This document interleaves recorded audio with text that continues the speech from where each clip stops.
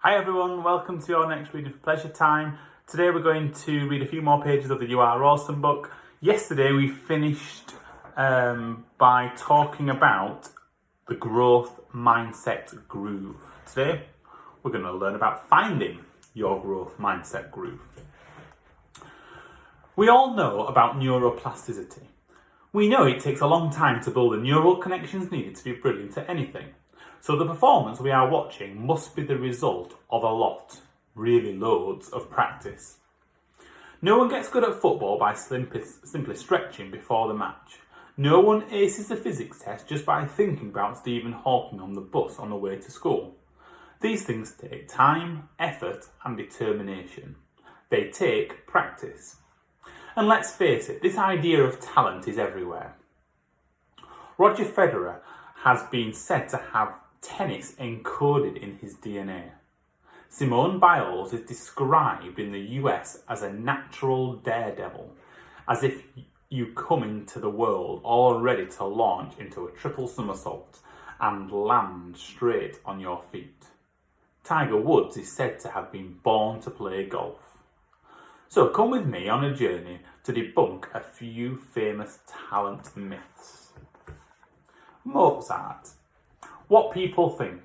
He was a child prodigy, composing pieces for the violin and piano by the age of 6 and producing many works before his 10th birthday.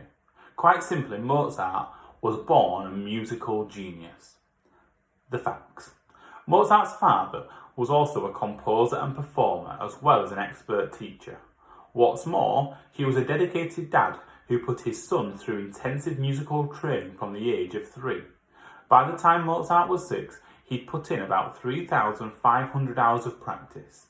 Mozart was a child prodigy who composed music when he was super young, but only because he had done a whole heap of practice under the watchful eye of his dad. How many 6-year-olds do you know that have done all that practice? Mozart's masterpiece is a Piano Concerto No. 9. Which he composed aged 21. Yes, this is still pretty young, but he was no longer a child at this age, and by 21, Mozart had even done more practice. So, rather than being born to play, Mozart actually set out on the road to excellence at a really early age, and worked at it every step of the way. I too had to work hard, so as not to have work any longer. Serena Williams. What people think. A born tennis genius. Super talented, a sporting legend. The facts. Serena started playing tennis with her dad when she was 3 years old. She played for 2 hours every day. Seriously, just imagine how good you might have been if you'd played tennis for 2 hours every single day since you were 3. That's not to say that playing so much tennis at a young age is a good idea, but it is to say that so-called child prodigies are not born with all that skill. They have to work and work at it. The good news is that Serena loved tennis. It was her passion. She played on courts with potholes and sometimes without nets, which could sometimes make things a bit tricky. Over time, she developed grit, determination, and more importantly, skill through the thousands of hours of practice she put in. She had an older sister to practice with to stretch her too. Serena had also made many mistakes on her journey to sporting legend status. Some years after her first Grand Slam win, her world ranking slumped to 139 as she struggled with family troubles and injury. She didn't give up though. She dug deep, and when she won her 20th Grand Slam in 2015, she told the crowd in French, because she'd learnt that too, "When I was a little girl in California, my father and my mother wanted me to play tennis, and now I'm here with 20 Grand Slam titles." Her hard work, determination and resilience had paid off. I really think a champion is defined not by their wins, but but how they can recover when they fall, says Serena Williams. The Bronte sisters. What people think. If three sisters can write some of the finest works of English literature, then they must share some special genes. The facts. It's fair to say that growing up in rural Yorkshire in the 19th century was basically tech-free. With no internet or TV, Charlotte, Emily and Anne Bronte entertained each other by telling short stories they had made up. They invented entire worlds full of made-up characters and acted out scenarios between them. They also made friends with feedback. As close-knit siblings, they felt able to criticise each other's efforts constructively, which helped them all to improve. Then the sisters began to write their stories down in tiny matchbox-sized books so that adults couldn't pry and spoil their fun. As time went by, they wrote hundreds of stories which helped them to harness the power of their imaginations and to practice their writing and storytelling skills over and over and over again. One day, when they were grown up, Charlotte found a book of poems written by Emily. Inspired by how good they were, she persuaded her sisters to work together on a book of poetry. Again, because they were so close, they were able to criticise and help each other in the most useful way possible. Their poetry book was eventually published, and the women were inspired to keep writing.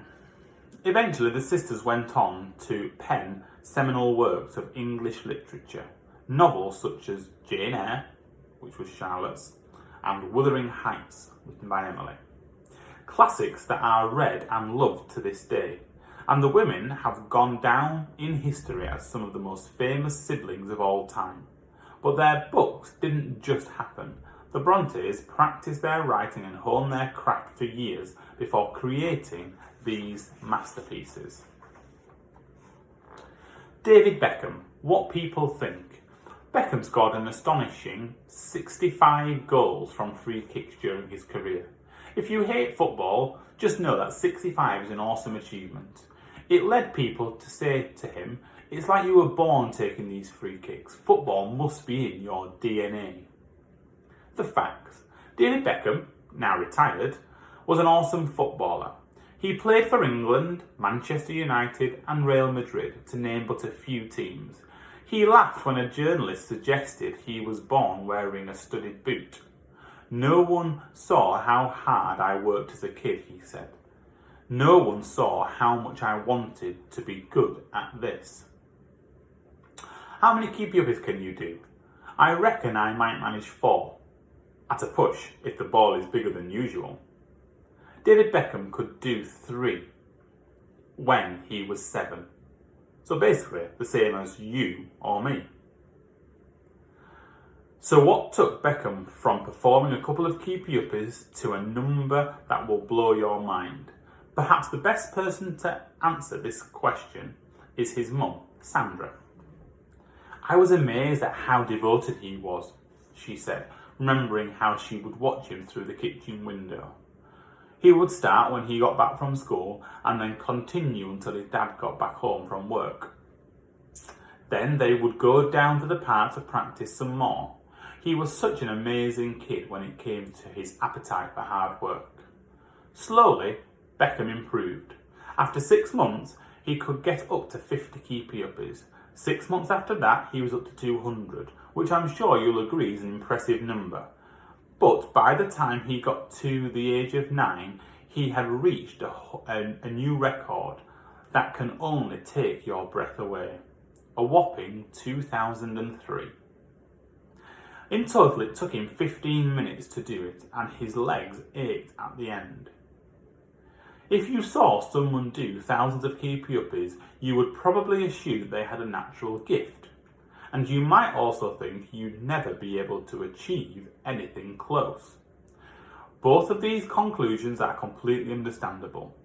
What matters is you see through them on your own journey to becoming awesome. It might not make you Beckham, but there is nothing stopping you from becoming so good at something that people just assume you're superhuman too. None of this is to say that it is a good idea to focus on one activity from a young age. Often it's better to try lots of things and to have fun doing them all before zoning in on your passion. But it is to say that success is a journey, even for so-called child prodigies. They didn't inherit their success, they just started that journey very early in life. We'll leave it there for today. The next bit talks about appetite for hard work and human calculators. We'll read on a little bit more and learn a little bit more about that tomorrow. Have a good afternoon.